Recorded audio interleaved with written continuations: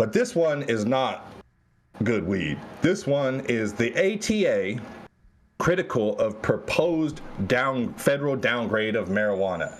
Trade organizations fear possible drug testing implications.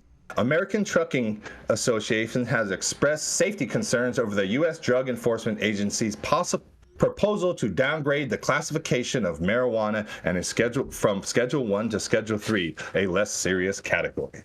In a May 15th letter to top federal transportation and health and legal officials, ATA said it's alarmed by the possibility that certain industries could be prohibited from screening for drug use by workers performing safety-sensitive roles.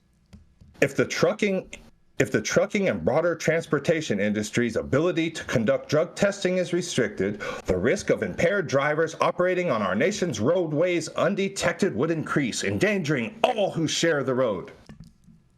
That's pretty ominous right there. That basically what he's saying is if this goes to a Schedule 3, that the highways no longer become safe. So I don't know what you guys should do. Maybe stay in your garage and wait until it goes completely descheduled. What about your basement? What about your basement, Luke? What about the basement? Basement might be a good place too. Basement might be a good place. Anywhere you can hide. Anywhere you can hide. If it goes to Schedule 3, the roadways will be unsafe, according to this ATA letter. The DEA proposed downgrade placement of marijuana on a list is based on such factors that we know all. We've went through that. I'm not going to bore our audience. Our audience is educated and they know what happened with the DEA. Blah, blah, blah. The Federal Motor Carrier Safety Administration, in a statement to the transportation topic, said, please note that the proposed rulemaking must be reviewed by the White House Office of Management and Budget and then undergo a public comment period and subsequent review by an administrative judge. As such, it would be premature for the FMCSA to speculate on the impact of this proposed rulemaking. Wow. Somebody who said, I'm not going to speak on something that would be totally conjecture. That sounds like you're a little bit educated. Hey, I'm not going to talk on that because that's totally made up. And I'm not going to just go ahead and regurgitate made up statistics. Oh, man. The ATA's letter was authorized by Dan Horvath, the trade organization's senior vice president of regulatory affairs and safety policy. There you go. We have a name on the letter. The DEA's rule proposal triggered a 60-day public comment process that's going to be done on July 22nd. At the press time, they already had been more than 6,000 comments on this proposal. They range from comments that the rule is a horrible idea and this should remain Schedule 1. Marijuana is a gateway drug and ruins lives. To this rescheduling does not do enough to rectify the unjust limitations put on the freedoms of American people to ingest what they please, how they please. Autonomy is not up for a vote. I'm going to jump in here and say this is deceiving because I've actually saw the over 6,000 comments analyzed and went through and actually analyzed for which ones were positive, which ones were for and opposed. And it was overwhelmingly for. Overwhelmingly. I want to say 80% was and don't quote me on the exact number, but it was in the 80s. It was 80% positive for the rule change, and it was 12%, I believe, who had a negative comment, and then they had some other, mixed comments in there or something. But so very misleading to say the comments ranged from that. Most of the comments, a vast majority, were in favor of the rule change. So continuing, DEA said it will likely be months or possibly longer before final determination is issued. During that time, marijuana will remain a Schedule 1 controlled substance. DEA and HHS has examined the issue whether to reschedule marijuana in 2006, and DEA denied 2 petitions to reschedule marijuana. At this time, HHS concur that marijuana should remain a Schedule 1 during the Schedule 1 drug because it met the 3 criteria for placement in Schedule 1, the current proposal said. That's completely false. It can't meet one of those criteria. I'm just going to say that. I'm going to say this is straight bullshit. Cannabis cannot meet one of the criterias for Schedule 1, much less all three. Let's just keep this 100% factual here and scientific. When a driver tests positive for use of marijuana or any other of the 14 paneled tests, he or she can be disqualified from driving. To get back behind the wheel, they will be required to complete a return to duty protocol. Marijuana use currently legal for recreational and currently legal for recreational use in 24 states and for medical in 38 states is believed to have created a more general societal acceptance of the drugs, which is good. In a cautionary letter, ATA cited a case from last summer of a truck driver in Indiana colliding with a series of vehicles, killing 7. The driver's toxicology report ultimately showed marijuana in his system at the time of the crash, which could mean that the driver smoked marijuana 30 days ago. But we're not going to say that. We're just going to act like he maybe was high on weed and drove over 7 kids or some wild stuff like that. This shit is BS.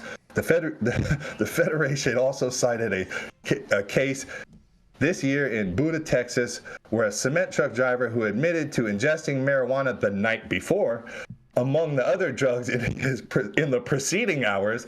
That doesn't matter, right? You used cannabis the night before. It doesn't matter if you were all high on cocaine and methamphetamine at the time of the crash. It's obviously the marijuana from the night before. Veered head-on into a school bus carrying pre-kindergarten children, killing 1 child as well as a driver in another vehicle, injuring in dozens.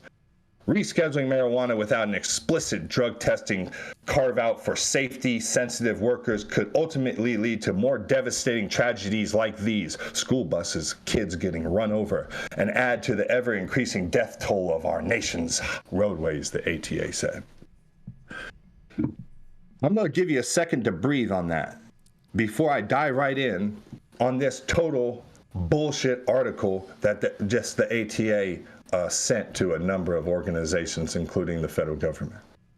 This is the American Trucking Association, the people who organize the transportation of much of the industry, much of the nation.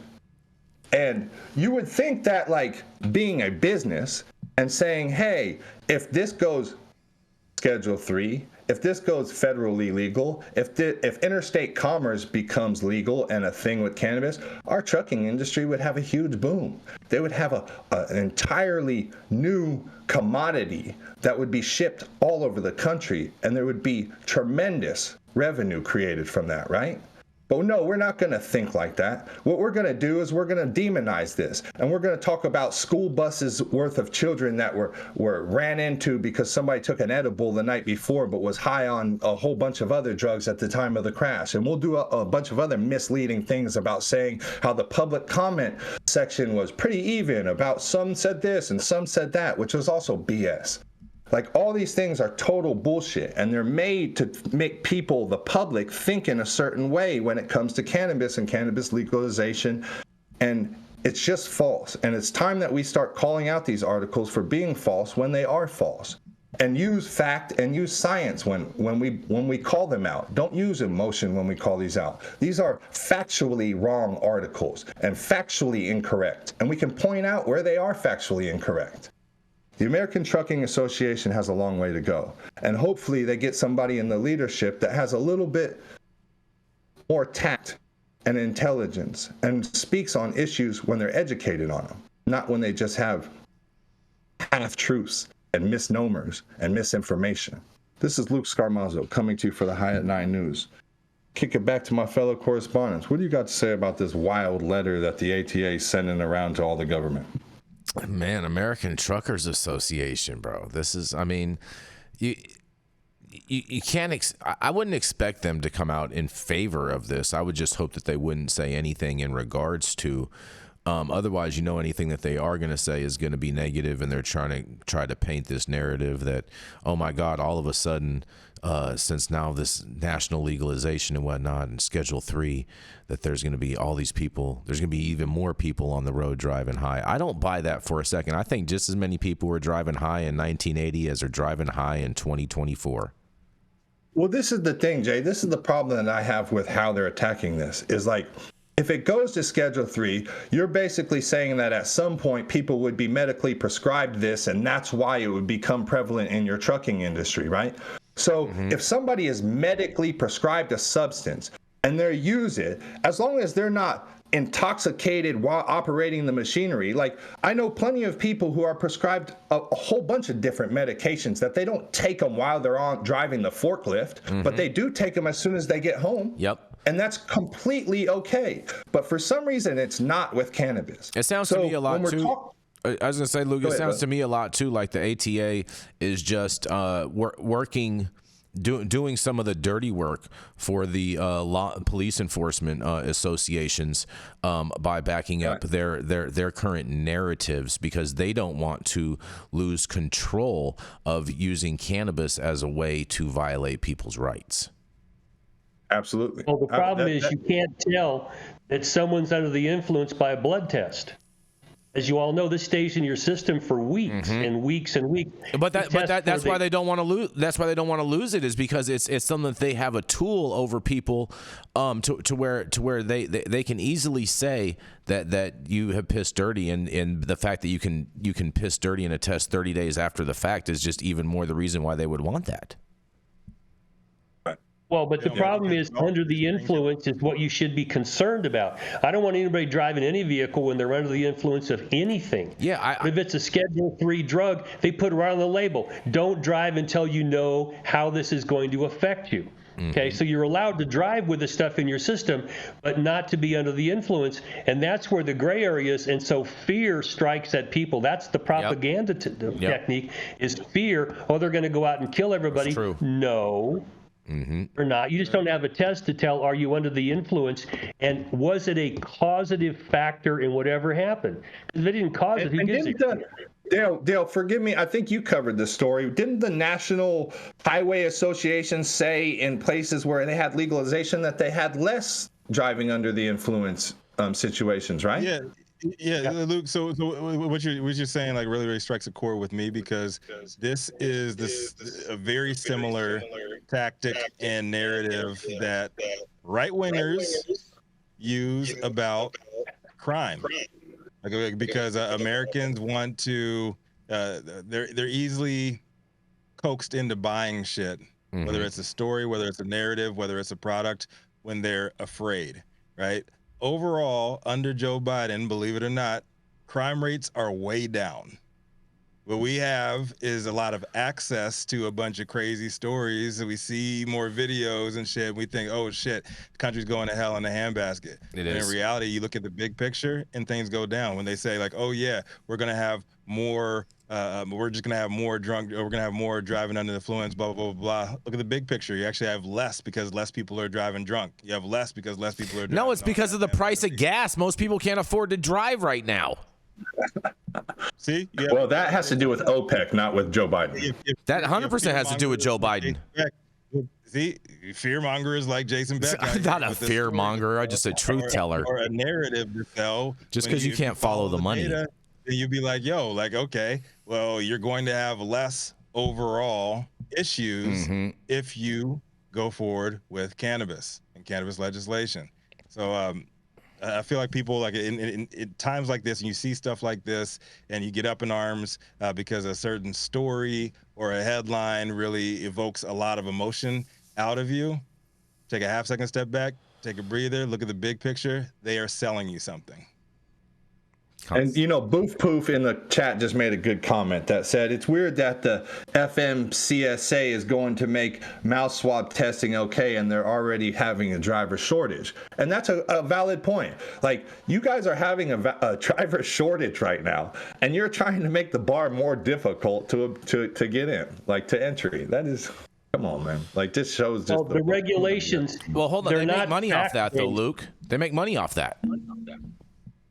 Well, but if regulations aren't fact-based and common sense for the average person, then they're just propaganda.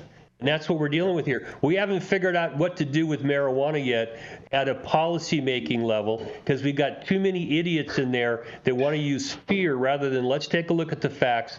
Let's see what statistically we're seeing here. And if there is a problem, address it with a precise regulation. But we don't have the testing methods. How do you test somebody to know, are you under the influence of marijuana? I mean, with alcohol, they're falling down drunk. There's a lot of things you can really tell. With weed, people, the average person is a safer driver on weed than the average person is on alcohol. We don't have this figured out yet. And fear is just a propaganda tool. Yep, and I know we really got a buzz right here, but I just did want to say that a wise man once said, less tests means less results. Oh shit! I see. Look, that flip flopper right there. I'm telling you guys, it's National Flip Flop Day, and Rico came in. Rico, here I got one for you, Rico. You're gonna love this because you love to follow the money, right, Rico? Always, man. Well, I'm gonna follow some money, so I'm hoping you can keep up with my pace on this, okay?